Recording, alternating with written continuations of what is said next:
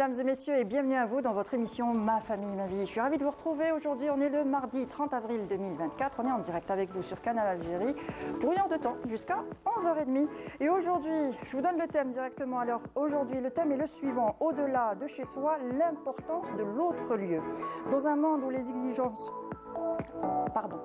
exigences et les contraintes peuvent être accablantes et envahissantes, trouver un lieu où se ressourcer devient essentiel. Alors pour certains, c'est partir en bord de mer ou aller en forêt. Et pour d'autres, c'est juste le café du quartier avec ses amis. Alors chacun d'entre nous cherche ce lieu où l'âme respire et où les pensées s'évadent. Alors aujourd'hui, on parle de cet autre lieu.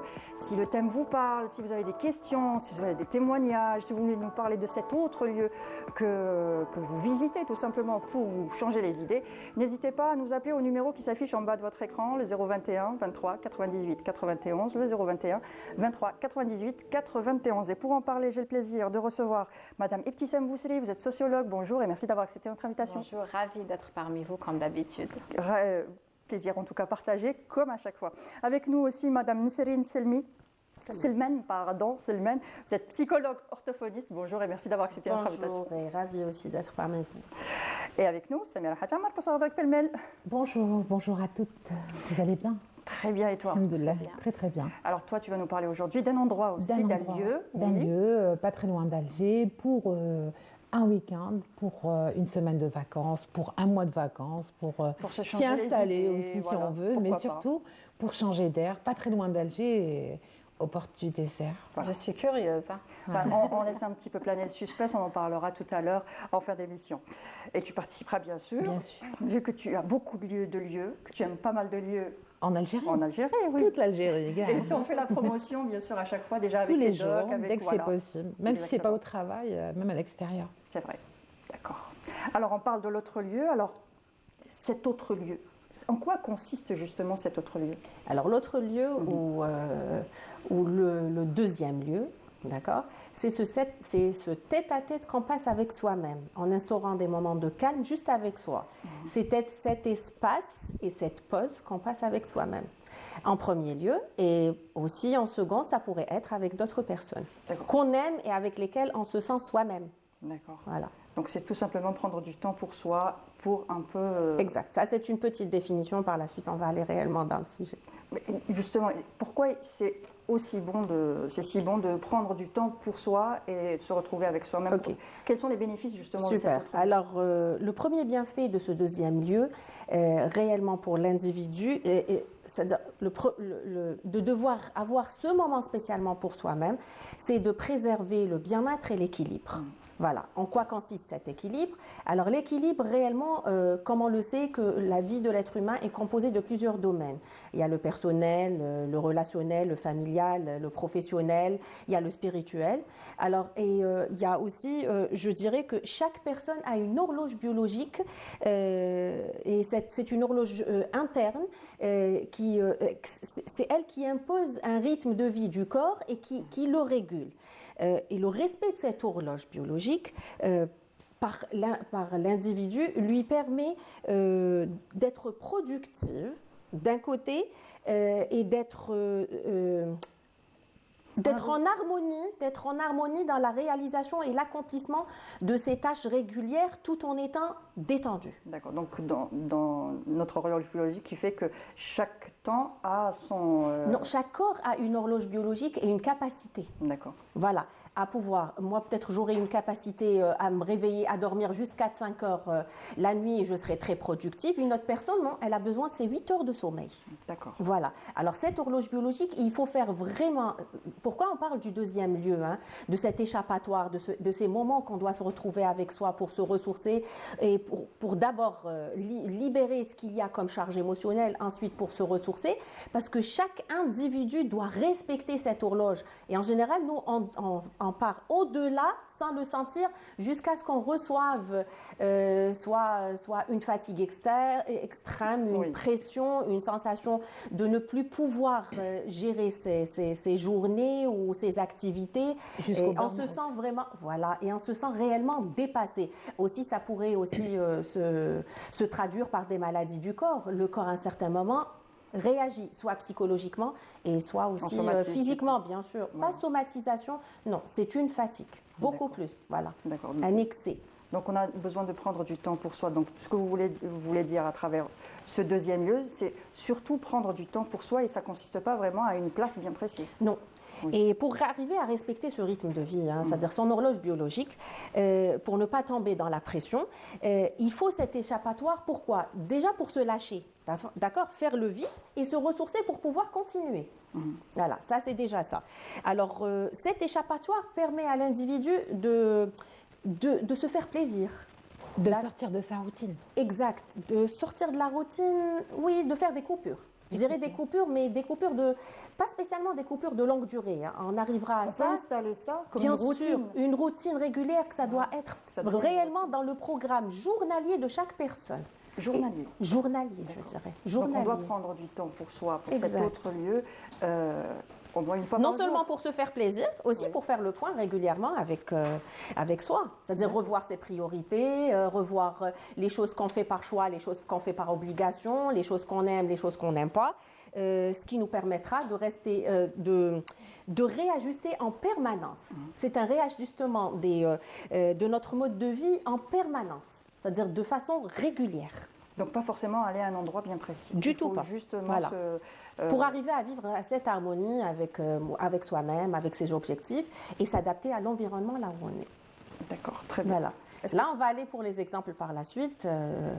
Par rapport au deuxième lieu, je dirais moi, peut-être la sociologue débattra l'extérieur. Moi, je débattrai beaucoup plus l'intérieur. J'allais justement vous poser la question par rapport à l'extérieur. Chez nous, l'extérieur, c'est que ce soit une femme ou un homme, l'extérieur peut complètement changer. Pour un homme, on va dire le qahwa, pas tous les hommes. Bon, c'est un peu des clichés aussi, mais ça dépend. Il y a pour des hommes, c'est aller dans le café du quartier. Le café, maintenant, c'est celui qui vend le thé. Oui. C'est plus le qahwa. Voilà, exactement. Exactement. Ça, c'est aussi l'autre lieu. Donc là, on voit le changement de la société. Donc je rebondis juste ce qu'a dit la dame. Elle a dit quelque chose de très intéressant. Elle a parlé de l'autre lieu de manière régulière. C'est-à-dire là, on va souvent assimiler l'autre lieu aux loisirs. Ce n'est pas forcément des loisirs, puisque les loisirs, peut-être que ça va s'organiser, ça demande peut-être une logistique, mais vraiment, l'autre lieu, c'est quelque chose qui est routinier. Donc, ça nous aide à sortir de la pression quotidienne, pas forcément une pression importante ou grande, ça nous aide à nous retrouver avec nous-mêmes, comme vous l'avez si bien dit, et aussi à interagir avec autrui. Donc, c'est très important. L'autre lieu dans la société algérienne, c'est très intéressant parce que ça a évolué. Donc, chez les hommes, quand on parlait d'autres lieux, ou lieux conviviaux, lieux sociaux ou lieux de socialisation, on parlait de café. Exactement. Maintenant, voilà, il y a l'autre lieu. Il y a le café, mais voilà. Aussi en bas du quartier, en bas de l'immeuble ou dans le quartier, à jouer au domino. Voilà, domino, etc. Donc, maintenant, voilà, on va se rendre chez celui qui fait le thé. Voilà, il y a autre chose aussi. Donc, pour les femmes, aussi, l'autre lieu, c'était peut-être, vous savez, les femmes, le hammam. Voilà, exactement, automatiquement. Voilà, c'est le hammam khiyata et tout. Maintenant, ça a aussi changé parce qu'on parle de jardin maintenant. C'est vraiment, on en parlait tout à l'heure, vraiment, on a eu cette pensée, on a pensé au jardin en pensant à l'autre lieu.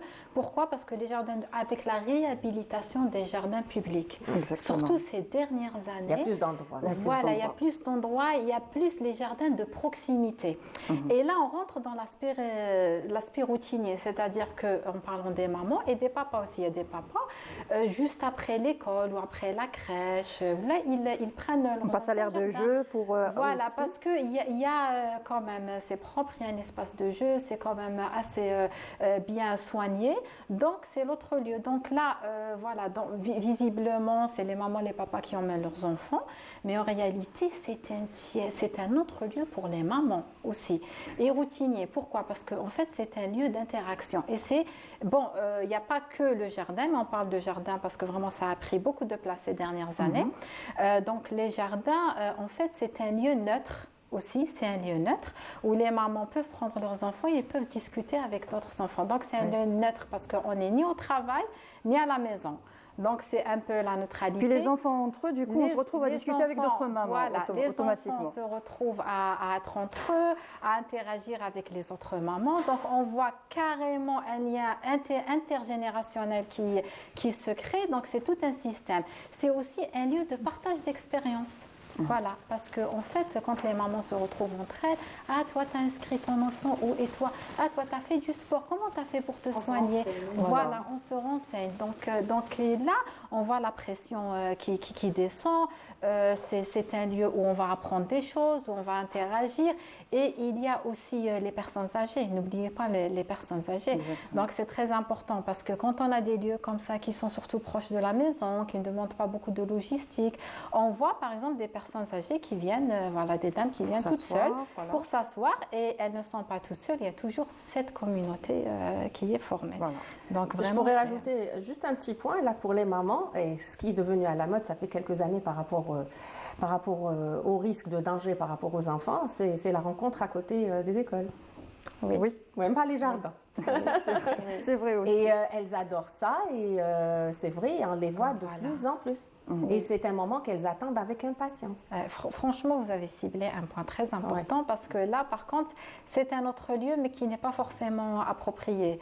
Parce qu'il y a la route, il y a les voitures, on gêne. Donc, jusqu'à il y a quelques années, ce problème s'est posé.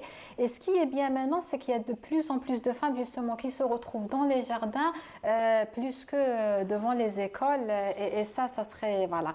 Et donc, si on peut donner des conseils aux mamans à travers cette émission, c'est vraiment... Au contraire. Les sensibiliser. Allez, prenez vos enfants, même entre midi et 1h, si vous avez un petit moment, allez au lieu de manger à la maison. Au lieu de manger à la maison, vous pouvez, vous allez vous détendre, un petit pique-nique juste à côté, et c'est vraiment beaucoup mieux que de les attendre à côté de l'école. Peut-être que je rajouterai quelque chose. Pourquoi il y a cette notion d'à côté de l'école? Parce qu'en général, le deuxième lieu chez nous, il consiste juste pour nous, il est spécialement, en général, pour les gens qui travaillent. Oui. On oublie les mamans qui sont à la maison et je dirais, là, je pourrais signaler et dire que le deuxième lieu n'est pas un luxe, mais c'est un droit. Exactement. Et c'est un droit pour chaque personne. Oui. Ça fait partie de l'horloge biologique et c'est un besoin. C'est vraiment, quand je dis besoin, c'est un droit.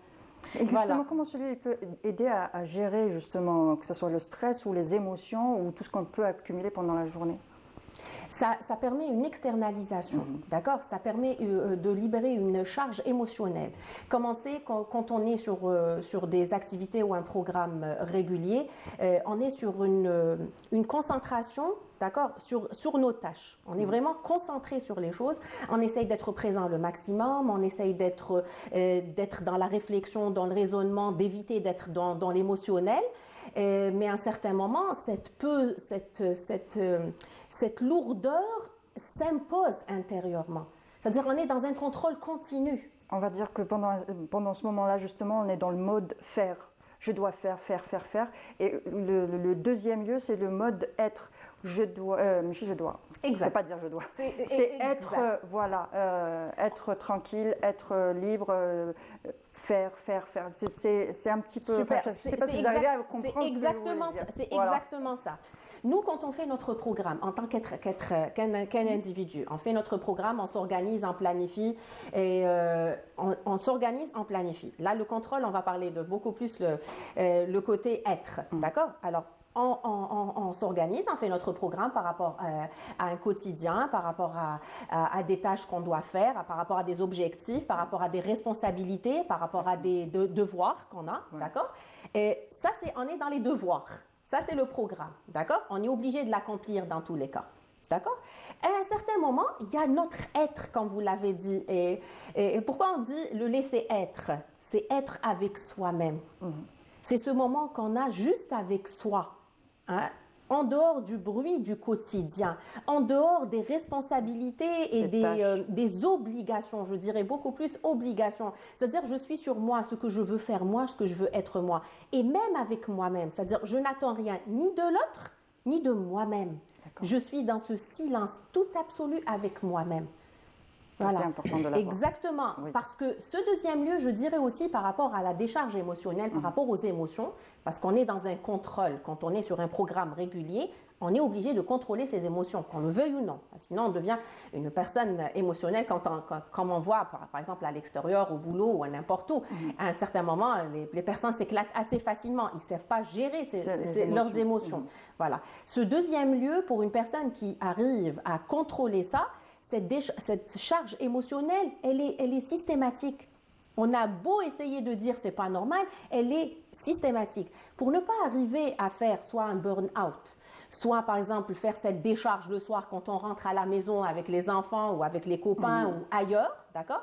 Ces moments réguliers, je dirais bien, pour chaque personne, et ça dépendra aussi des tâches qu'elle a. Il y a les mamans qui sont vraiment dépassées, il y a les gens qui ont des postes de responsabilité et tout. On fait des échappatoires régulières et qu'on doit les noter durant la journée. Et comment on peut arriver à ça? C'est en s'écoutant. Voilà. Dès que je vois que c'est bon, là, je suis arrivée à la limite.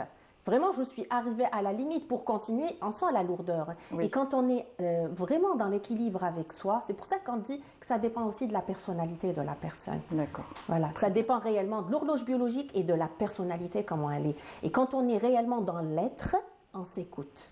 Très bien. Et on ne laisse pas nos émotions nous diriger. Au contraire, on prend le temps pour ça permet de libérer ces émotions. Voilà. Et de façon plus équilibrée. Voilà.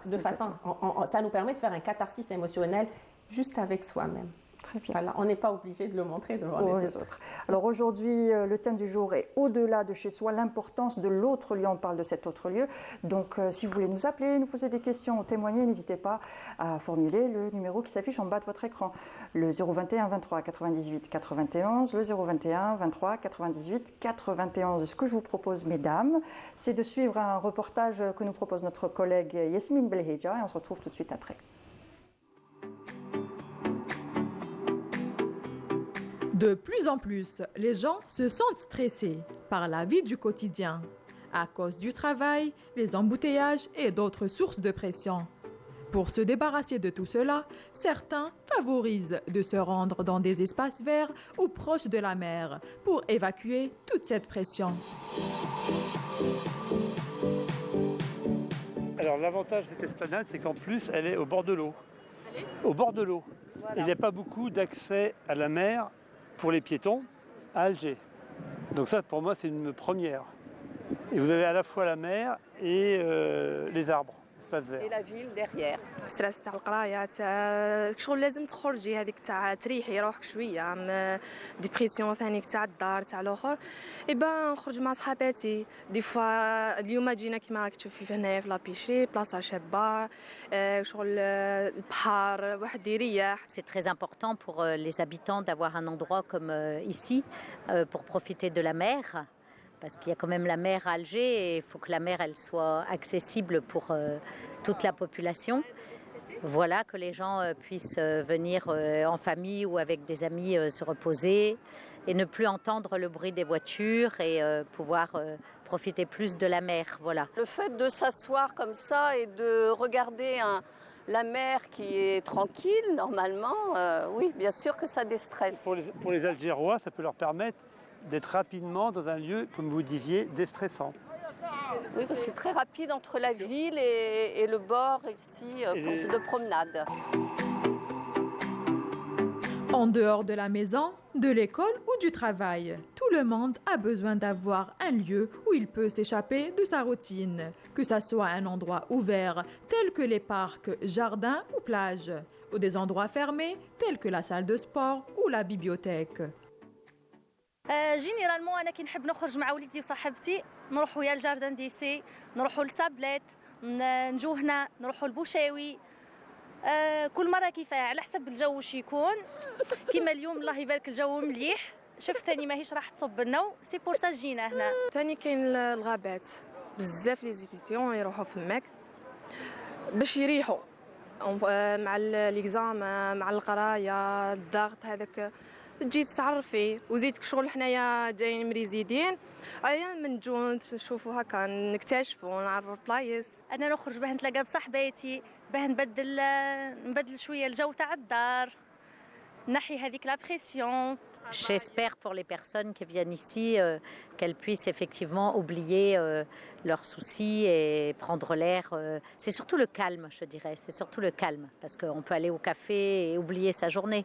Mais surtout ici, c'est vraiment le calme.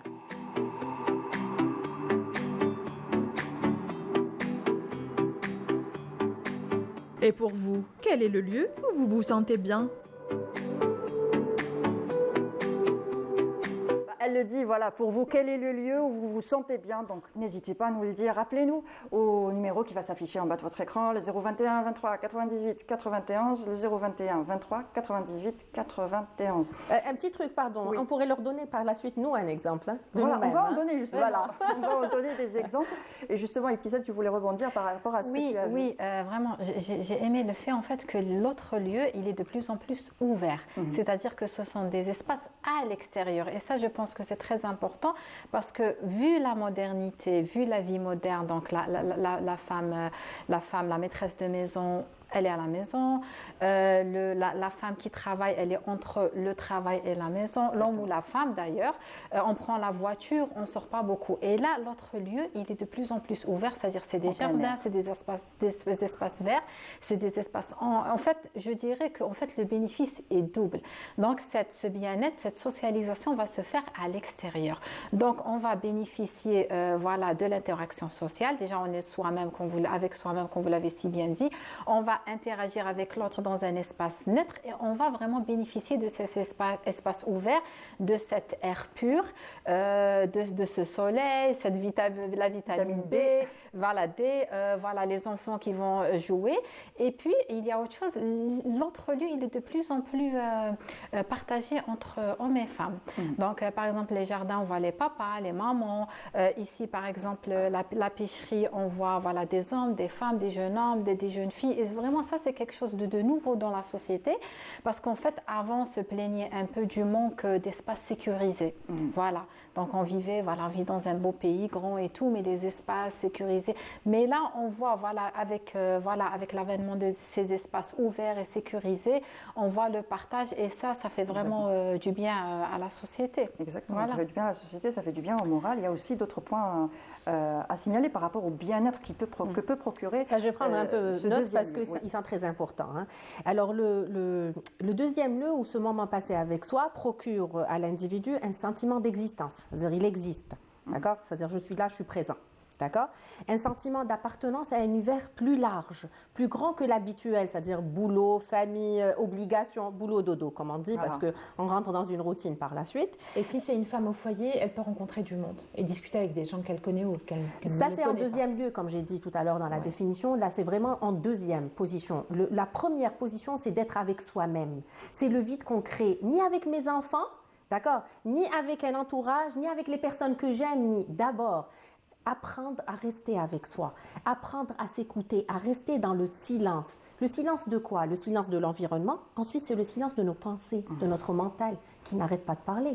Exactement. Voilà. Je suis là à rester dans un calme total. Quand je dirais le calme, ce n'est pas le calme de l'environnement à lui seulement. On reprend tout de suite. Nous avons un premier appel. Nous avons Salima qui nous appelle de Belabès. Bonjour. Bonjour Salima. Bonjour. S'il vous plaît, عجبتني la mission. Merci. بعد برك على التلفزيون ولا نقصي الصوت على التلفزيون parce que نسمعوا انت لارسن. Concernant les retraités, c'est bon pour se distraire. Oui. Au moins, il faut des moyens de transport pour ramener les retraités, pour se distraire, oublier le mal, surtout la majorité des retraités. Font des maladies chroniques, sont diabétiques et toutes les maladies chroniques en le cas. Très bien, il faut penser aussi aux retraités, bien sûr, parce qu'après après une vie de travail et tout ça, au moment où on arrête l'activité professionnelle, c'est vrai qu'on se retrouve un petit peu seul, où on a besoin d'aller rencontrer d'autres personnes, d'autres lieux, exactement. Ce lieu, c'est vraiment de bons lieux pour changer de... mentalité de se distraire quand-même. وانت سليمه اسكو عندك ان ليو اللي تروحي ليه ولا ان ليو وين تقعدي فيه وتبدلي شويه هوا؟ Oui, عندنا loin de Sidi Bel Abbès, de combien de kilomètres, il y a des plages. Oui. Oui, il y a des plages, il y a des cafétérias, ils ont des cafétérias pour les femmes. Et, c'est bien. On invite notre ami, notre collègue, ancien collègue, et on se rencontre. Est-ce que تاخدي الوقت ليك سليمة؟ est-ce que تاخدي الوقت ليك باش de temps en temps, c'est pour cela que j'ai utilisé le transport pour enfin une petite société et on fait des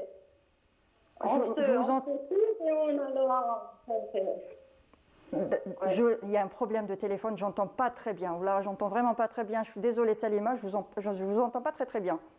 Bon, ça s'est coupé. Donc, oui, la notion d'autres lieux qu'on a expliqué n'est pas vraiment captée. Et, exactement. Pour nous, l'autre lieu, c'est sortir. Voilà. Et c'est pas forcément ça. Du tout pas. Du tout pas. L'autre lieu, c'est de se retrouver avec soi-même. C'est de retrouver avec soi-même. C'est réellement arriver à faire un total silence avec soi-même intérieurement. Et puis on rebondit sur ce qu'a dit Salima, c'est vrai que quand c'est à l'extérieur ou partir ou prendre, justement quand on n'a pas cette notion de prendre du temps pour soi-même, c'est prendre du temps pour sortir. C'est vrai qu'une fois à la retraite, après une vie très active, quand on se retrouve à la retraite, on voit qu'on a l'impression de n'être plus réellement très utile à la société ou en famille ou en quoi que ce soit. On sent que voilà, j'étais là, je travaillais, j'avais un job, je faisais et maintenant je ne fais pas grand-chose. Donc c'est vrai que ça peut aussi aider. Oui. En fait, une fois, voilà, le souci avec la retraite, c'est le problème de l'isolation sociale. Parce qu'avec le manque de préparation à la retraite, parce qu'il faut savoir qu'on vit dans une société où on n'a pas encore intégré ces notions de préparer sa retraite. La retraite, c'est bon, je me repose, je reste. Et puis c'est comme si on devenait vieux et puis. Et voilà, exact. Voilà, ça c'est le manque de préparation à la pré-retraite, alors que la pré-retraite. Qu'on devait simplement s'occuper des petits enfants. Toute une vie, exactement. Donc voilà, qu'on devait simplement s'occuper des enfants et puis c'est bon, c'est fini. Donc là, avec ce manque de préparation, il y a un souci d'isolation sociale et c'est pour ça que l'autre lieu vraiment permet un peu à la personne d'être moins isolée en fait socialement. Surtout que l'autre lieu est un lieu plutôt accessible, qui est régulier, auquel on a accès régulièrement. Donc un peu ça estompe cette isolation puisque moi je vois par exemple, je reviens au jardin, j'adore cet exemple parce que c'est des espaces ouverts. Exactement. Donc je vois par exemple voilà. Alors il y a les personnes âgées ou moins âgées, des retraités qui se retrouvent avec d'autres personnes retraitées ou pas. Donc on voit de plus en plus le mélange de génération. Voilà, j'insiste sur le fait que l'autre lieu peut être un espace intergénérationnel et c'est ça qui est génial avec le changement de la société, avec le fait que les espaces publics soient de plus en plus partagés avec les diverses générations et avec les hommes et les femmes, on voit en fait ce mélange, cette mixité. Et je vois par exemple des mamies qui viennent toutes seules, sans leurs petits-enfants, sans leur voilà.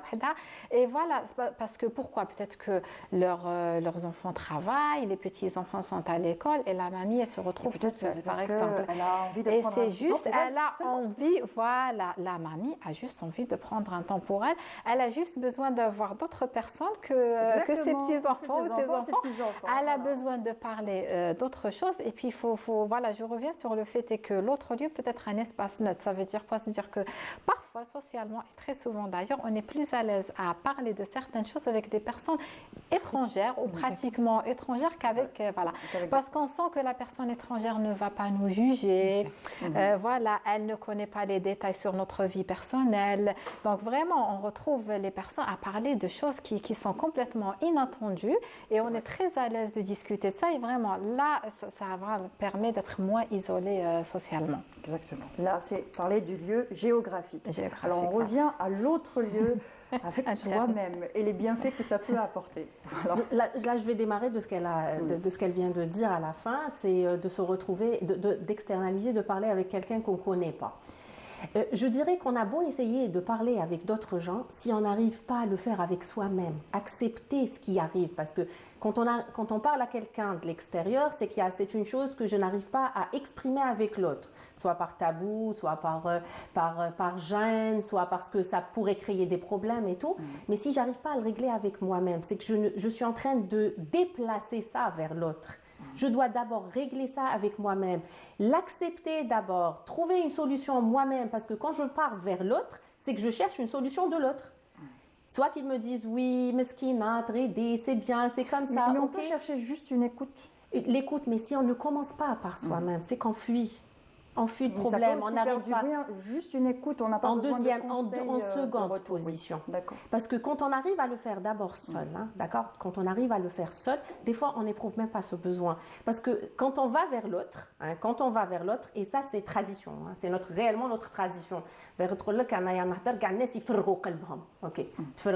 Pourquoi? Vous voulez la vie de l'autre? Vous voulez juste externaliser ça. Pourquoi l'externaliser réellement avec l'autre? Pourquoi? Parce que je n'arrive pas à trouver une solution? Mais on peut très bien externaliser ce qu'on a à l'intérieur avec une personne. Juste, je suis là, je veux juste dire ce qui me tourmente à l'intérieur, mais je n'ai pas besoin de conseils. Je suis tout à fait d'accord, mais ça doit passer pour arriver à un équilibre de la personnalité intérieure, d'accord? Dire que je suis la responsable, je suis l'entière responsable de moi-même, d'accord? On peut aller à d'autres, c'est-à-dire utiliser d'autres moyens, se parler à soi. D'accord, essayez d'écrire parce que l'écriture elle est très importante. D'ailleurs par la suite, quand moi en thérapie, quand je dis aux patients d'écrire, ils trouvent du mal à se retrouver quand on commence à poser les questions qui on est, comment je me sens, qu'est-ce que je ressens et tout, ils ont du mal à aller à l'intérieur de soi. Et ça c'est malheureux, je dirais. Voilà. Et quand ils commencent vraiment à le faire, ils n'éprouvent même plus ce besoin d'aller vers l'autre. Ça, c'est vraiment un travail qui doit se faire sur soi. C'est vrai qu'on a besoin par moment de s'externaliser vers l'autre, ça nous fait du bien. Mais quand on commence à le faire avec soi-même, déjà la moitié de ce qu'on allait dire et partager avec l'autre, on ne trouve même plus le besoin. Ça, c'est des essais à faire. D'accord. Voilà. Et ça, c'est vraiment des résultats, d'études et des résultats de mes propres consultations avec les patients. Voilà, il y a aussi le partage d'expériences, le partage de conseils.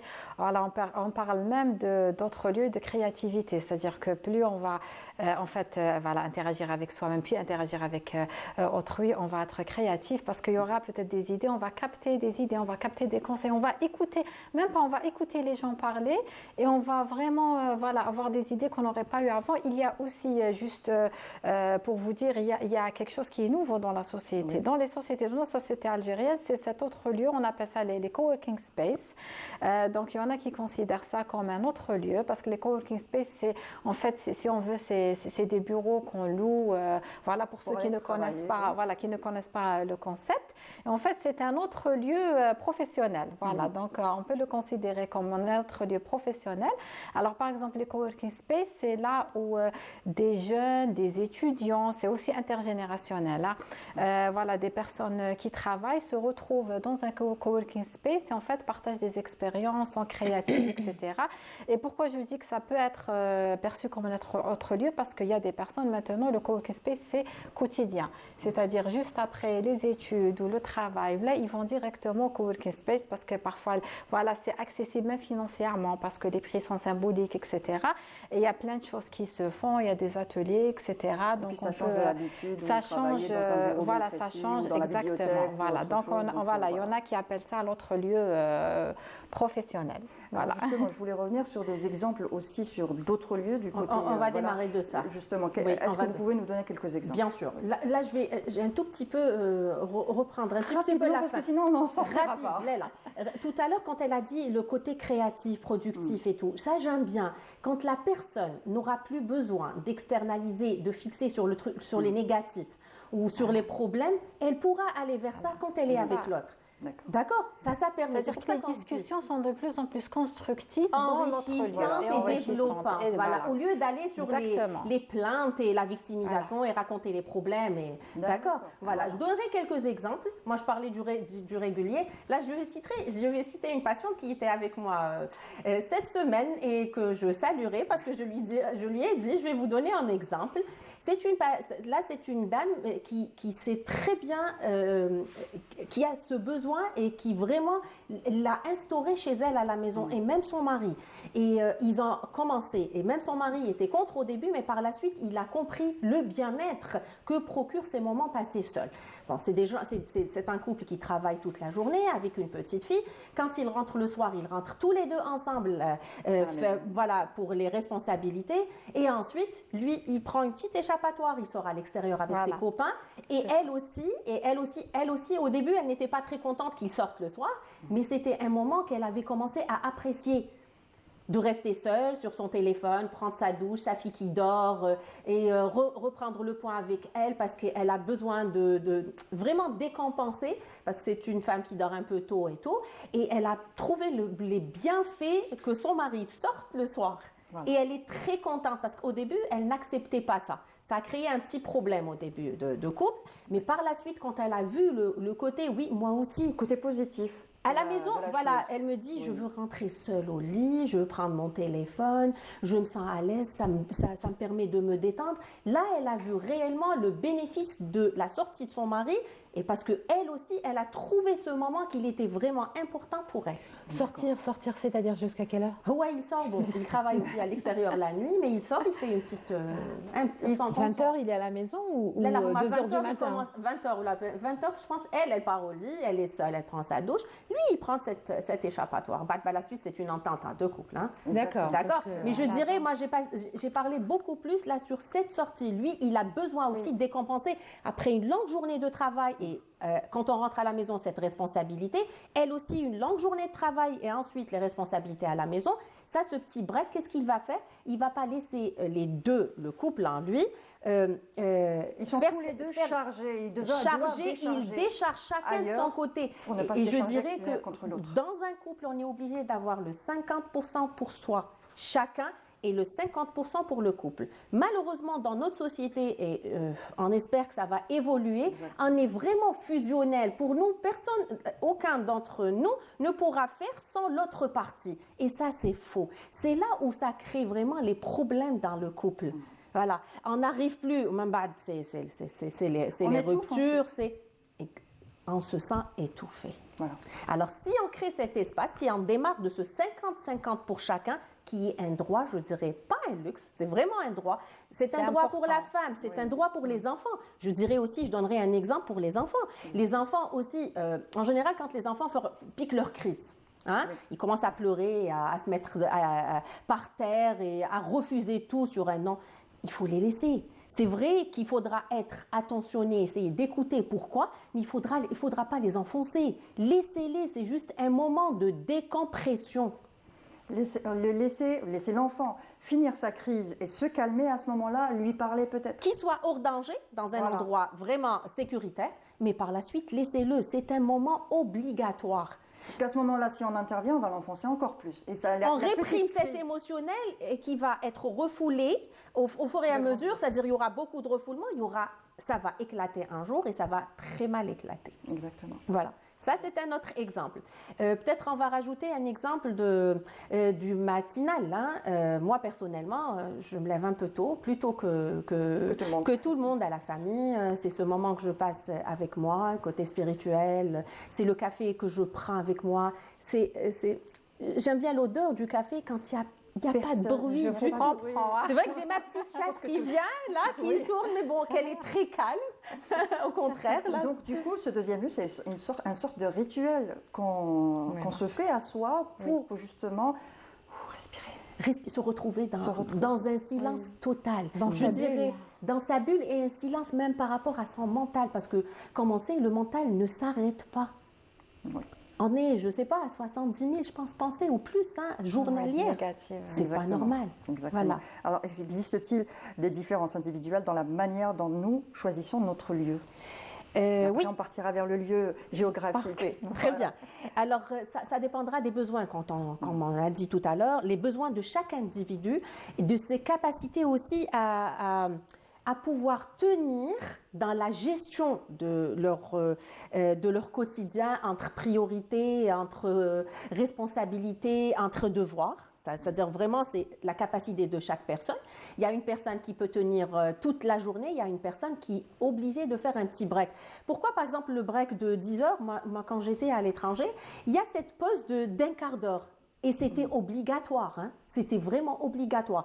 Un quart d'heure, c'était un quart d'heure que tout le monde avait le droit. On avait un quart d'heure le matin, l'heure du déjeuner, hein, et je disais le dîner, et le quart d'heure de l'après-midi avant la sortie. Ça, c'était vraiment...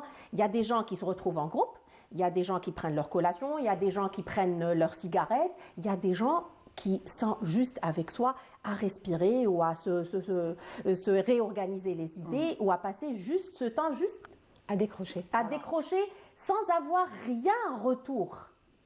Voilà, ça c'est important. Je dirais aussi, c'est par rapport à l'horloge biologique, c'est la capacité de chacun et la personnalité aussi de chacun. Voilà, quand il y a des personnalités qui sont dans la gestion de l'émotion qui est automatique parce qu'ils sont réellement dans un vrai équilibre, il y a d'autres qui font des efforts. Ceux-là, il leur faut un peu plus de temps avec soi pour essayer de gérer ces moments, pour ne pas arriver à ce refoulement et à agir mal par la suite. Parce que ça éclatera un jour, qu'on le veuille ou non.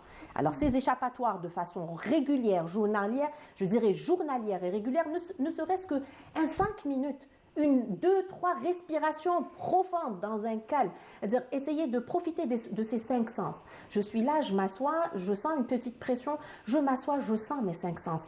Je suis assise où, je suis assis où, mon corps touche quoi, quelle odeur je suis en train de sentir, j'entends quoi, je ressens quoi, une fraîcheur, ça permet à l'individu de revenir là et maintenant.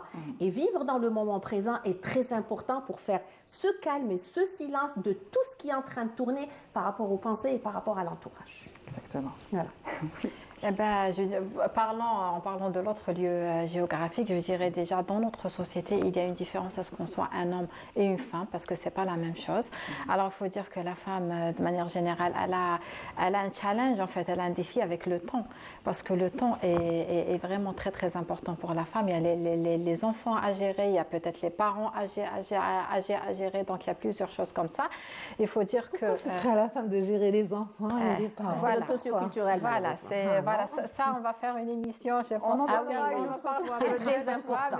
C'est très important. Donc voilà, le temps n'est pas le même et en fait, heureusement que la société a évolué finalement parce qu'avant, l'autre lieu était plus accessible pour l'homme que pour la femme. C'est le café, etc. C'était beaucoup plus facile en fait de l'homme de retrouver un lieu extérieur. Et on a le droit, on doit le respecter. Hein, je m'excuse. Oui, on doit le respecter, bien sûr, d'interagir. Et bien sûr, on doit. C'est ce qui est une très bonne chose et ce qui est maintenant une excellente chose, c'est que maintenant même la femme a accès à cet autre lieu. Alors avant, l'autre lieu, c'était chez la coiffeuse, c'était le hammam, c'est bien, c'est toujours une bonne chose.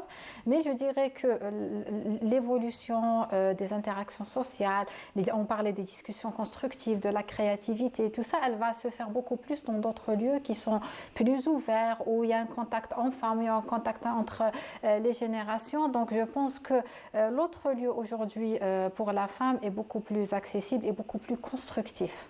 Voilà, parce qu'on parlait tout à l'heure des femmes qui essaient de se décharger, de décharger leurs soucis, etc. Maintenant, voilà, donc maintenant... On peut faire une séance de massage. Voilà, on peut, exactement, on peut faire ça, voilà, et tout en ayant des discussions constructives, tout en échangeant des idées, etc. Ou sans parler. Voilà, avoir une visibilité plus grande que celle des tâches ménagères et de s'occuper des enfants. Exactement. Parce que nous, on est resté cloîtrés. La femme qui ne travaille pas, qui est femme au foyer, moi, je dirais c'est un grand métier. Hein. Oui. Mais bon, femme au foyer, elle a le droit aussi de ne pas cuisiner à midi, hein, d'acheter des livrer à manger. Bien sûr, oui, se livrer ou sortir. Sortir, voilà.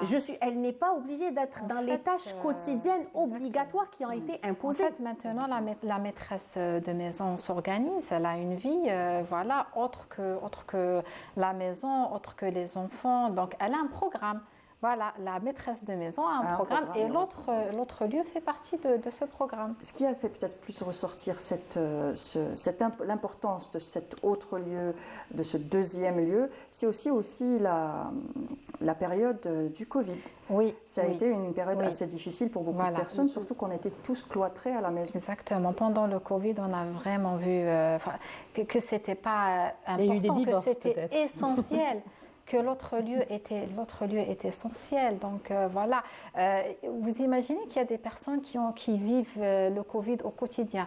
C'est-à-dire qu'il y a des personnes qui n'ont pas d'autre lieu, qui n'ont pas d'espace pour se retrouver, qui n'ont pas d'espace pour interagir avec les autres non plus. Donc il y avait des personnes qui vivaient tout le temps. Donc ça explique les dépressions, ça explique les pressions, ça explique les mauvaises interactions entre le couple. Donc voilà, donc là, le Covid nous a vraiment prouvé que c'était une période qui nous a prouvé que l'autre lieu est essentiel. Oui, là je parlerai, je dirais peut-être je donnerai un autre côté, un autre volet du fait qu'on est resté cloîtré à la maison. Il y a des gens qui ont aimé ça, moi personnellement. Voilà, parce qu'on était sur des tâches régulières, on n'avait pas ce temps, cet espace qu'on devait passer avec soi, qui était quand même plus long que ce qu'on est obligé de faire par rapport au quotidien, par rapport aux responsabilités.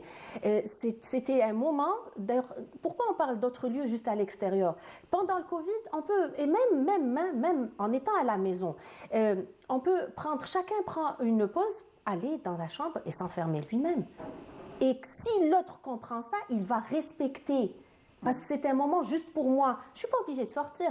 Des fois, on rentre le soir, on rentre fatigué le soir. Mais j'ai besoin de ce moment avec moi-même. J'ai besoin de ce calme. J'ai besoin de faire un peu la paix avec moi, avec tout ce qui m'entoure par rapport à ce que j'ai passé pendant la journée. Pourquoi je suis obligée de sortir ou d'attendre le week-end ou les vacances? Mais comme on le disait, ça dépend de chaque personne. Chaque personne est différente. Donc chaque personne a... je vous pose la question, chaque personne a sa façon de choisir ce lieu. Ce lieu peut être à la maison où je peux prendre du temps pour moi, ce lieu peut être dans le jardin d'à côté, où je suis sûre que je vais pouvoir prendre un temps pour moi parce que je sais que mon enfant de 4 ans, mon autre enfant de 2 ans ne vont pas venir et je sais que, par exemple, le conjoint va comprendre que je ne suis pas à la maison, donc il ne pourra pas leur dire « va voir maman ». Donc je sais que j'aurai ce moment-là. Si on n'arrive pas à instaurer ça à la maison, c'est plus facile de sortir dans le jardin d'à côté que d'essayer de se disputer. Oui, mais j'ai besoin de 5 minutes, je te l'ai dit. Et que l'autre ne le comprend pas. Vous comprenez ce que je veux dire? Je comprends tout à fait, mais s'il y a cette compréhension des deux côtés, si c'est une culture qui va s'instaurer, d'accord? C'est un besoin, c'est un besoin et c'est un droit. Si ça va rentrer réellement chez chaque personne et dans chaque famille, que c'est un droit de se retrouver dans le calme. C'est pas toujours évident de l'installer. Oui, je sais, c'est pour ça qu'on parle. Moi, je suis en train de parler d'un idéal, qu'on veut réellement qu'il soit, parce qu'il n'est pas difficile. C'est vraiment facile à faire. C'est vraiment accessible. Alors, le soir, maman est fatiguée, papa prépare les enfants pour dormir, maman prend sa douche. Ça, c'est un moment de calme, d'accord? En dehors des week-ends ou en dehors des sorties du parc et tout. Déjà, il faut qu'on le sente parce que je suis chez moi, d'accord? Je suis chez moi, c'est-à-dire que c'est ma propriété. Si je ne me sens pas à l'aise et je ne peux pas avoir cet échappatoire chez moi, dans le calme, malgré. Oui, mais on parle...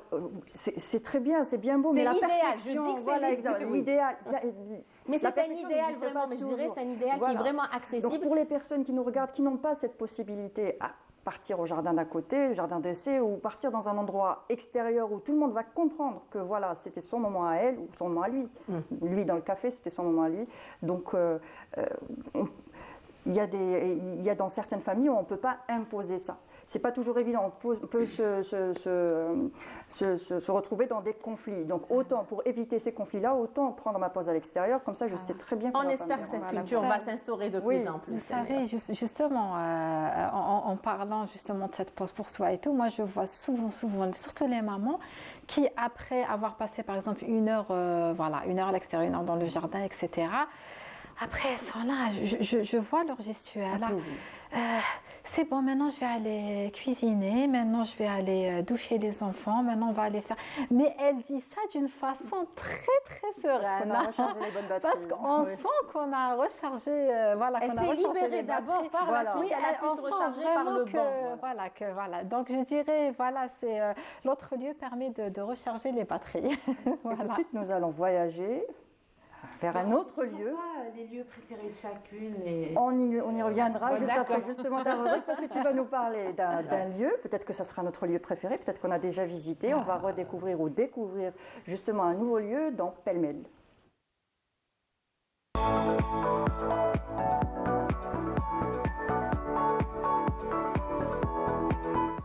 Alors, l'autre lieu. Alors, l'autre lieu, c'est une destination pour moi aujourd'hui, pour peut-être nos invités. C'est à mi-chemin entre la montagne, la mer et puis le désert. On est au port du désert, littéralement. C'est Bou Saada, dit la cité du bonheur. Donc, je ne sais pas si vous êtes allé. Oui. Pas encore, Il faut y aller. Oui, il faut y aller. Exactement, c'est magnifique. On peut y aller par route, bien sûr, en voiture. C'est à 3h30, je crois, d'Alger. Par route, on peut y aller par bus, on peut aller par train. Je ne vais pas vous dire d'y aller à pied, il faudra des jours. Des jours pour y arriver. Ça fera de l'exercice, pourquoi pas. En vélo, en moto, comment il peut y aller. Donc c'est la cité du bonheur. C'est une, bien sûr, ça dépend. Elle dépend de la ville, de la wilaya de Msila. Alors, c'est une ville d'art et d'histoire. C'est une ville où on est à moitié... On a l'impression dans le désert, mais on n'est pas complètement dans le désert. Il y a une espèce d'atmosphère que l'on peut retrouver dans le désert. Il y a une espèce de silence, pas de bruit. C'est pas comme à Alger. C'est pas, je vais pas dire que c'est la capitale. Il y a plus de monde. Voilà. Alors, qu'est-ce qu'il y a là-bas? On est chez les Ouled Naïl, bien sûr. Qu'est-ce qu'on peut visiter? On peut visiter le moulin Ferrero, l'ancien site qui est en dehors, il y a un ruisseau, c'est très agréable, on peut y pique-niquer, on peut marcher, il y a des touristes, mais c'est tellement grand qu'on ne va pas être entassé. On va pas être bousculé. Voilà, on peut s'asseoir, à la hajra, on peut s'asseoir et respirer et ne parler à personne. Pour moi, c'est l'idéal pour prendre du recul. Ou être confronté à soi-même, comme on l'a expliqué, à ses problèmes, voilà. tout en rejoignant après du monde, pour aller manger du sveté par exemple, parce que c'est le plat de la région. On peut manger aussi voilà. On peut manger le fromage qui a reçu une médaille récemment. Exactement, l'Qfes, qui est dans l'Qfes. Voilà. Qu'est-ce qu'on peut faire? On peut visiter le musée d'Étienne Diné, qui est en même temps sa maison. Étienne Diné, plutôt Nasreddin Diné, l'un des peintres les plus connus au monde, en Algérie et au monde, un orientaliste, qui a beaucoup décrit le quotidien des Ouled Naïl, des gens de la ville où il a habité, Bou Saada, la cité du bonheur. C'est une ville où on peut, par exemple, il y a plusieurs mosquées. On peut, Mu'minin, Ibn Tamer. Qu'est-ce qu'on peut faire? On peut aller faire une retraite. Les Algériens ne font pas de retraite, si on peut faire des retraites spirituelles. Oui. Vous allez dans le domaine de la puissante Lella Zineb, c'est la Zawiya Al-Hamel. C'est pas très loin du centre de Bou Saada, mais c'est très agréable.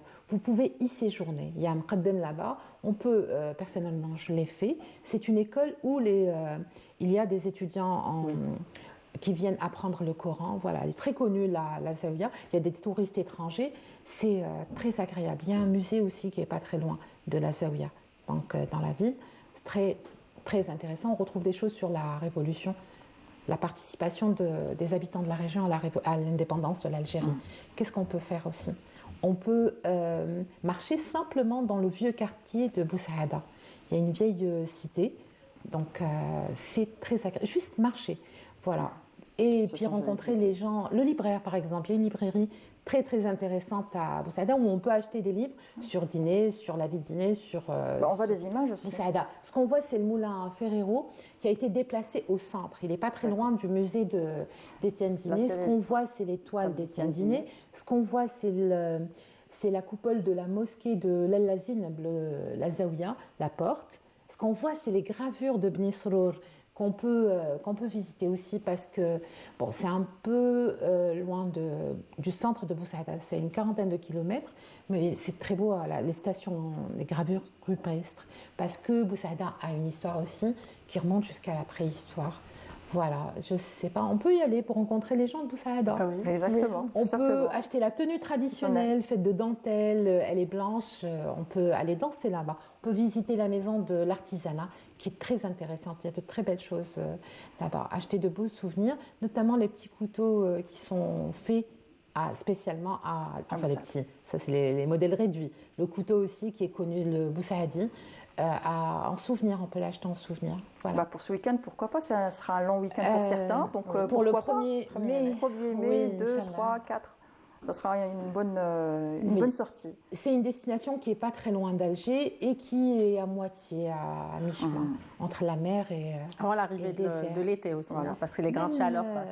Même en été, c'est quand même... pendant l'été, le désert est agréable. Puisqu'il est sec, bien sûr, on évite les heures du zénith, tout comme ici, au nord. Et puis, il n'y a pas l'humidité. Donc, le climat est sec. Et ça fait du bien de respirer dans le désert. Le désert, parce que c'est vaste et parce que vous vous retrouvez avec vous-même et vous pouvez peut-être, si vous avez le courage... C'est espace sans fin. Voilà, illimité. Et si vous avez le courage de vous remettre en question. Parce que quand on est seul, c'est qu'on se retrouve avec soi. Exact. Et c'est le plus difficile. Surtout dans les bains nuits étoilés, c'est le désert. On enlève les masques et on assume ce qu'on est. Alors, est-ce que c'est ton endroit, ton lieu préféré, on va dire? Personnellement, lorsque c'est possible, je vais dans le désert. Dans le désert, pas dans les villes. Si c'est Tamanrasset, en dehors de Tamanrasset, jusqu'à 400 km. Le fait de s'asseoir sur une pierre, de regarder au loin, et il n'y a pas de fin. C'est marcher, surtout marcher. L'idéal, c'est ça. Et respirer. Changer l'alimentation, parce que ça devient plus sain. Ici, on mange, personnellement, le sucre est un moyen de déstresser. Voilà. Sinon, simplement, après le travail, c'est ne pas prendre la voiture, descendre à pied, visiter le musée, le premier, qui est le musée des Antiquités. Et moi, personnellement, amatrice de café, le fait de m'arrêter dans un café, prendre un café toute seule, c'est le meilleur moyen de décompresser. Avec un livre ou sans un livre, en regardant de parfaits étrangers. Voilà. Et vous, quel est votre petit Sam? Franchement, depuis maintenant l'explication de Samira, Boussaïda et prochaine destination. Mais toutes les villes d'Algérie, on peut le faire. On peut aller à Meliana. Bon, je vais m'arrêter sinon. C'est encore plus près, Meliana. On peut aller à Meliana. Et vous, le café du matin déjà? Oui. Le café du matin est important. Bon, personnellement, quand j'arrive au travail, je racontais ma vie. C'est une grande artiste. Mais non, pas du tout. Quand j'arrive au travail, j'essaie d'arriver très tôt, au moment où il n'y a encore personne. Et ça, c'est le très tôt. Ça, c'est important. Voilà. Donc, j'arrive au moment où il n'y a vraiment personne. Et c'est à ce moment-là où, quand je me pose à la salle, en haut, je prends un moment pour moi et mon café. Et peut-être faire une peinture. Bientôt. Voilà. Pourquoi pas. La peinture. On va en parler bientôt en plus de l'art thérapie. Donc un dernier conseil rapidement pour les téléspectatrices et leurs enfants. Sachez que ce deuxième lieu, c'est un droit, c'est pas un luxe. Alors offrez-vous ça régulièrement. Décrochez. C'est votre droit. C'est réellement votre droit. Cet autre lieu est essentiel, tout simplement. C'est pour notre équilibre, pour l'équilibre de nos familles, nos enfants. Donc, ne pas hésiter à avoir cet autre lieu au quotidien. Un jardin. Voilà, un jardin. Un jardin secret. Oui, aussi. Le jardin secret, voilà, exactement. C'est une complémentarité, c'est ce qu'on a, oui. Exactement. Merci, mesdames. Alors, Madame Ebtissam Boussiri, sociologue, merci pour ta participation. Voilà. Merci à toi. Merci à toi, Ebtissam. Madame Céline Silmen, psychologue orthophoniste, merci pour votre participation. Merci à tout le monde, ça fait plaisir. Samira, merci pour ce voyage à Boussaïda, très intéressant. Prochain voyage, ce sera où? Meliana. Peut-être jamais. Pourquoi pas? Oui. Exactement. Il faut aller pendant l'été dans le désert. Oui, à Tam. Pourquoi pas? Le climat est très agréable. Super. Et les habitants sont agréables. Et les lieux sont agréables. On va mettre ça dans le programme. Oui. Voilà. C'est vrai qu'on ne pense pas au désert en été. C'est vrai qu'on y pense très très agréable. C'est peut-être plus agréable à Alger puisqu'il n'y a pas l'humidité. C'est vrai. C'est sec et on peut respirer. On peut respirer. Très bien. Très bien. Merci mesdames, c'est déjà la fin. Merci à vous de nous avoir suivis. Bon, je vous souhaite une bonne journée avec le reste des programmes de la chaîne Canal Algérie. Et on se retrouve demain. Au revoir. Salam.